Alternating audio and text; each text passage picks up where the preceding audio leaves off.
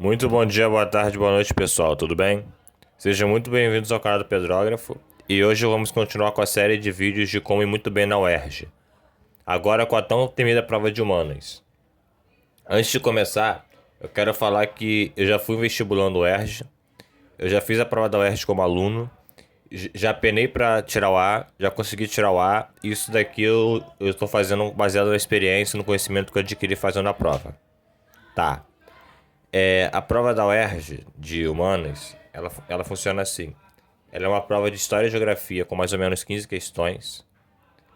São questões de múltipla escolha, ou seja, você só tem uma resposta certa para marcar. E cada alternativa funciona um pouco parecido com a de linguagens. Tem uma alternativa que tem muito nada a ver, você tem que excluir. É aqui que mora o perigo. Tem uma questão que tem uma informação certa e tem uma questão com superinterpretação que tá errada e tem a questão com a resposta certa. O que acontece com muita gente que faz a UERJ? Ela fica entre essas duas e acaba errando porque marca essa. Porque isso aqui é uma informação certa mesmo e confunde muita gente. E se você for do tipo que não é tão bom em humanas ou não é tão seguro de si, você vai fazer. Até isso é um pouco certo, até para quem sabe humanas faz isso.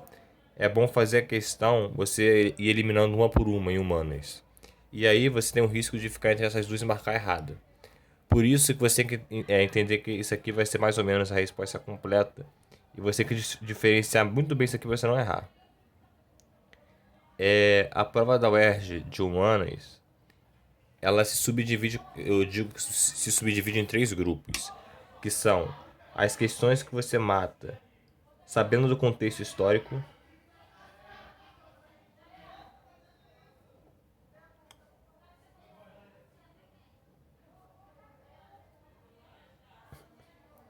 as questões que você mata interpretando,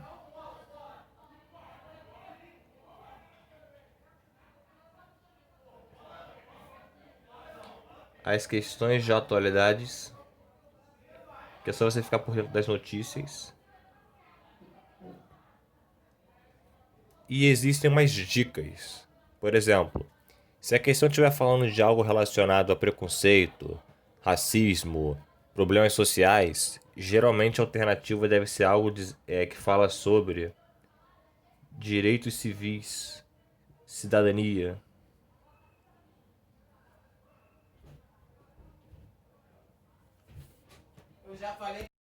Cidadania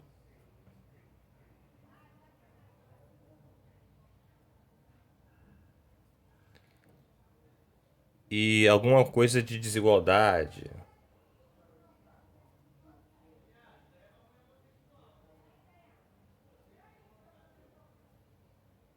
Segregação, que é separação com um nome bonito.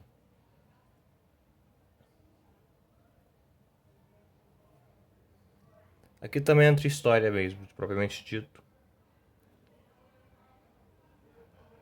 Ah, é claro, ainda aqui, teoria. O UERJ gosta muito de questões de urbanismo, porque o campus da UERJ no Maracanã, ele se localizava numa favela chamada Morro do Esqueleto, que foi demolido para dar lugar ao UERJ. E perto da UERJ tem a comunidade da Mangueira. E eles gostam muito de cobrar urbanismo. Vamos lá mostrar isso em questões. Eu vou pegando provas vestibulares a partir de 2016. Olha só. Essa questão aqui, ó. Como sempre, ele te dá um texto, ele te dá uma figura, ele te dá uma coisa, e pergunta e vem as alternativas. Ó. É um livro e depois um filme. Aí tá falando a história de Hugo Glass, caçador e guia, que tomou referência no contexto da conquista do oeste norte-americano no século XIX, tendo enfrentado diversos perigos, incluindo o ataque de um urso. A narrativa dos fatos de Hugo Glass se insere em uma concepção nacionalista que promove a valorização do seguinte aspecto. Aí aqui você consegue ver que essa questão ela é a típica questão da UERJ, que ela fala, que eu falei aqui, que é sobre o contexto histórico. Aí olha só, você consegue ver repara aqui no Leonardo DiCaprio na foto. Ó. Ele tá com uma barba grande, ele tá com cabelo grande, ele tá coberto de neve. Isso te aponta algumas coisas. O contexto dessa questão até fala aqui, Oeste americano no século XIX. Ou seja, aqui dá uma impressão que ele tá num local de neve, um local no meio do nada. E é verdade. No século XIX, os Estados Unidos teve um episódio chamado Marcha para Oeste, que foi o seguinte, olha só. Os Estados Unidos, naquela época, eles eram só as 13 colônias que eram essas localidades aqui. Aí, depois que eles tiveram independência, juntaram as colônias do sul com as colônias do norte, eles se expandiram para o oeste para poder, além de desbravar o território, conseguirem expandir o território e enriquecer com isso. Ou eles compraram territórios como a Flórida da Espanha, a Louisiana da França, ou eles conquistaram dos indígenas, ou eles conquistaram, tipo o Velho Oeste mesmo, Bang Bang, ou eles tomaram os territórios que estavam vazios. Aí eles compraram terras, aí venderam terras, aí eles foram expandindo até eles conseguirem ter essa agora costa oeste, que é o Oceano Pacífico. Muito bem. Aí voltamos à questão. Qual que é o aspecto que ele está perguntando? Aí você vê, ideal civilizatório. Olha a foto 1. Você tá vendo que tem um cara aqui com uma espada e tem um monte de pessoas do lado dele com uns adereços e tal? Esses aqui são os indígenas. E realmente a resposta seria ideal civilizatório. Por quê? Porque naquela época, os americanos, infelizmente, eles trucidaram os indígenas para tomar o território deles e ter o território que eles têm hoje. Aí teve um massacre e muito se conta isso, claro que eles não vão querer uma história assim, relatar uma história sangrenta, uma história bárbara, e eles falam que isso aconteceu porque foi para trazer civilidade aos aculturados, que é a mesma coisa da Inglaterra no imperialismo, do fardo do homem branco, que era trazer cultura para os povos nativos da Ásia e da África, e assim começou o imperialismo britânico no século 18, 19.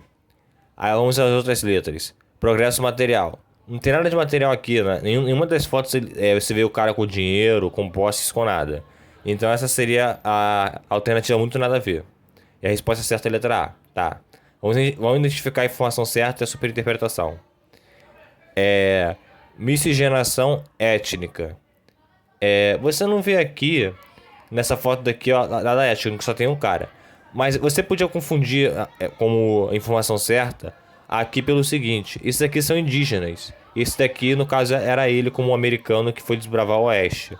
Então, essa mistura do indígena com o homem descendente de europeu branco nascido da América seria miscigenação étnica. Você vê, tem a ver, mas não é a resposta certa. Ação preservacionista. Não. Isso aqui seria uma superinterpretação, porque você vê que o território aqui está sendo mantido, mas na verdade, na história, os americanos eles procuraram muito ouro, extraíram muito ouro do território deles. Tá, vamos à próxima questão. Aí a próxima questão. A dinamite no pavio aceso do orçamento. O ponto central que já deveria ser tema de um debate no Congresso, no Executivo e fora deles, é que a crise fiscal que implodiu os alicerces da Constituição de 88.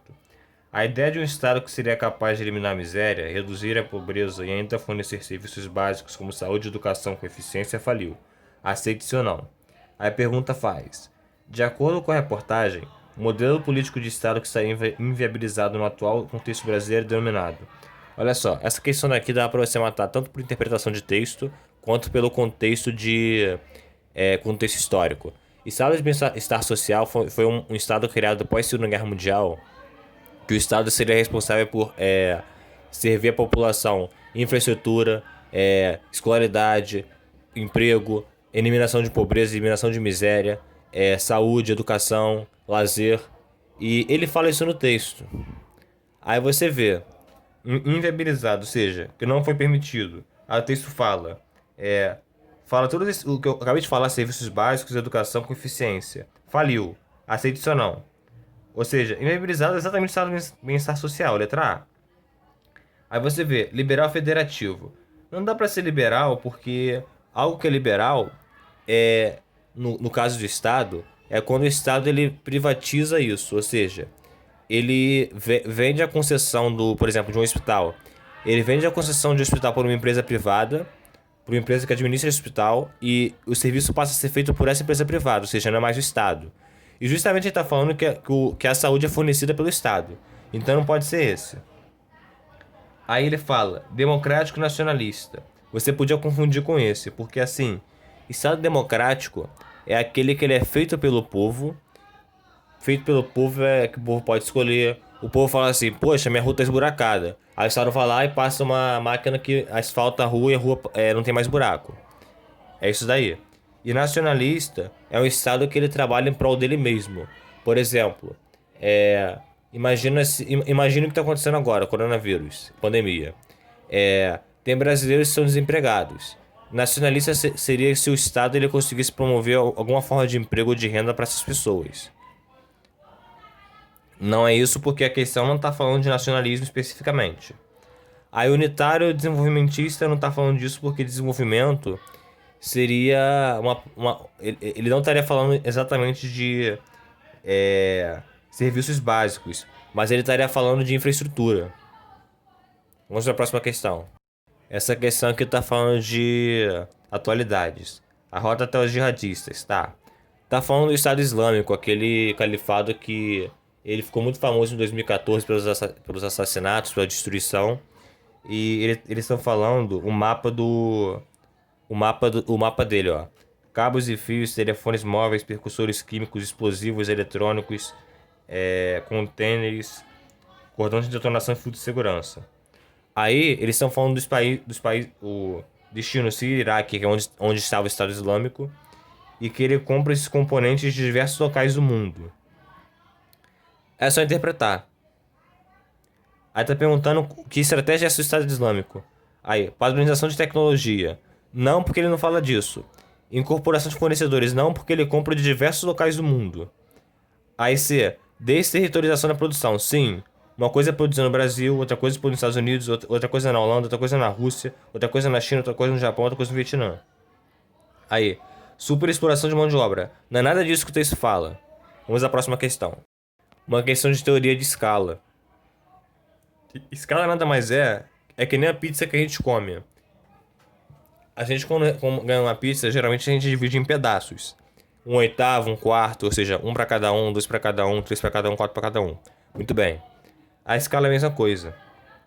Porque 2016 foi ano da Olimpíada no Rio de Janeiro. E como a UERJ é uma prova carioca, ela fez uma homenagem com uma questão assim, que ela tava falando o percurso da tocha pelo Brasil. Aí tava falando o mapa, escala 1 por 50 milhões. Aí ele fala, o trajeto total mede cerca de 72 centímetros. A distância real é só você fazer uma regra de 3. Ou razão em proporção, você que escolhe. Aí a próxima questão. Tá falando da ordem dos advogados João Goulart. Aí a próxima questão fala de uma carta que a Ordem dos Advogados do Brasil fez, alertando sobre algumas irregularidades que eles acharam lá em 64 no governo de João Goulart. Aí ele fala, antecipando-nos a derrocada das forças subversivas acionadas por dispositivos governamentais que visavam a destruição do primário da democracia e a implantação de um regime totalitário, tivemos a lucidez e o patriotismo de alertar os poderes constituídos da República para a defesa da ordem jurídica e da Constituição, tão seriamente ameaçadas. Podemos hoje erradicar do mal das conjunturas comuno-sindicalistas, proclamar que a sobrevivência da nação brasileira se processou sob a égide de intocável Estado de Direito. Aí tá falando qual foi a medida do João Goulart que fez com que essa carta fosse feita. A essa questão você podia tanto interpretar quanto saber o que aconteceu na história, o contexto histórico com a história. Letra A, implementação das reformas de base. O que aconteceu? O João Goulart ele fez reformas de base. Uma das principais coisas que ele fez foi a reforma agrária. Aí o que aconteceu? 1964, Guerra Fria, Acharam que ele era um comunista, acharam que ele ia tomar o Estado, que ele ia fazer isso e aquilo, aí depuseram ele. Aí foi isso que aconteceu. Aí vem as outras alternativas. Políticas de desvalorização monetária. Nada a ver, nem isso ele diz no texto. Cerceamento da liberdade de imprensa. Se você não soubesse a questão e só interpretasse, você podia achar isso porque ele fala de égide de Estado de Direito. É ordem jurídica, Constituição ameaçada. Mas não é isso. Controle orçamentário de poderes estaduais, ele não fala nada disso de questão financeira dos poderes estatais. Por isso que é bom você saber um pouco do contexto e um pouco de interpretação. Que às vezes só com um dá pra matar direito. Vamos à próxima questão. Aqui é uma típica questão da UERJ de urbanismo. Tá falando da malha urbana da cidade de Toledo, na Espanha, de origem medieval, e de um bairro de Los Angeles, do subúrbio. Aí a questão fala: a diferença entre as duas malhas urbanas é explicada na relação entre dois fatores que contribuíram para a organização desses espaços, embora em épocas bastante distintas. Realmente, porque a cidade de Toledo medieval que ele fala, Idade Média, e Los Angeles é uma cidade criada ainda no século XX. Essa questão foi considerada muito difícil no ano da prova, mas olha só como ela era fácil. Olha de novo para a imagem. Olha Toledo e olha Los Angeles. Qual é a coisa que você vê aqui que tá gritando para você? Olha só. Toledo tá muito igualzinha, né? Tá vendo que as ruas, elas são meio curvadas. Os prédios, não tinha prédio na época. As casas, elas são bem retas, assim, sabe? Elas são bem divididas. E olha Los Angeles. Olha quantas. Isso aqui é um viaduto. Olha quantas vias. Uma aqui na esquerda, outra aqui, outro viaduto pra cá pra direita, outro aqui descendo, outro aqui. Aí uma rua reta aqui grande, outra rua reta aqui grande. Aí olha só. Concentração financeira, processo de verticalização. Olha só. Você podia cair nessa, que essa aqui é a informação certa. Processo de verticalização. Na Idade Média, não tinha prédio e edifício como a gente tem hoje. Prédio e edifício, verticalização, porque as casas só tinham um andar e agora tem 10, 15 andares um apartamento. 5 andares um apartamento. Isso é coisa do século XX, verticalização. Mas isso não tem a ver com a questão, porque a gente não tá vendo isso aqui na figura. Na figura a gente tá vendo uma pancada de viaduto e rua. E concentração financeira não tem muito a ver, porque a questão não fala se a cidade é rica ou não de Toledo. Vamos ver. Atividade econômica, especialização funcional. De novo, a questão não fala a foto não fala sobre atividade econômica. Aí Los Angeles, você podia confundir com especialização funcional, porque se você como eu falei aqui, superinterpretação, aqui escrito, especialização funcional não tem muito a ver, na vida real teria a ver porque Los Angeles é uma das maiores cidades do mundo, é uma cidade com o maior engarrafamento do mundo. Mas olha só, você tá vendo como é superinterpretação? Eu trouxe um dado que a questão não disse, eu trouxe um dado da minha cabeça que eu aprendi. Por isso é o perigo. Os professores falam como dica: não pensa muito em questão de UERJ, senão você vai errar. Porque, tá vendo? Se você pensasse que Los Angeles são as maiores cidades do mundo, você ia marcar essa. E não é essa. Aí, olha só, letra C. Nível técnico, padrão de circulação. É essa. Olha o nível técnico. Como eu disse, tá vendo como esses bairros, essas casas são muito quadradinhas e tem umas curvinhas assim? Que essa que seria a técnica de construção de infraestrutura. Aí olha Los Angeles, padrão de circulação, realmente, olha quantas curvas tem aqui. Olha quanto viaduto, olha quanta rua. Essa é a resposta certa. Aí letra D, perfil de renda. Novamente, não fala sobre algo econômico. Segregação social. Olha só, ele não, você aqui na foto aérea, você não vê muita distinção entre as casas, porque as casas são aqui praticamente bastante iguais. E assim, nos Estados Unidos é o contrário do Brasil. No Brasil, se alguém falar que mora no subúrbio, vão achar que a pessoa é pobre. Nos Estados Unidos, não. Nos Estados Unidos são os ricos que moram no subúrbio. Aí, entendeu? Você também podia pensar no seguinte: ele fala de medieval em Toledo e Los Angeles, subúrbio. Como você vê muito viaduto aqui, você pressupõe que tem muitos carros, e é verdade. E como você vê aqui que não tem muitas ruas e nem áreas livres, ou seja, não tem um parquinho para lazer, não tem alguma área verde na cidade, você pode pressupor que essa cidade, Idade Média, não tinha carro, era carroça, era cavalo, era pé. E também que você vê que essa cidade é muito juntinha, ou seja, ela foi construída para maximizar o espaço, ou seja, o espaço ser todo aproveitado. Aí é isso, anota aí na agenda o que você tem que saber quando você for fazer uma questão, seja da UERJ antiga, seja da USS, a Universidade Severino Sombra, para você ficar bem afiado e muito bem na prova.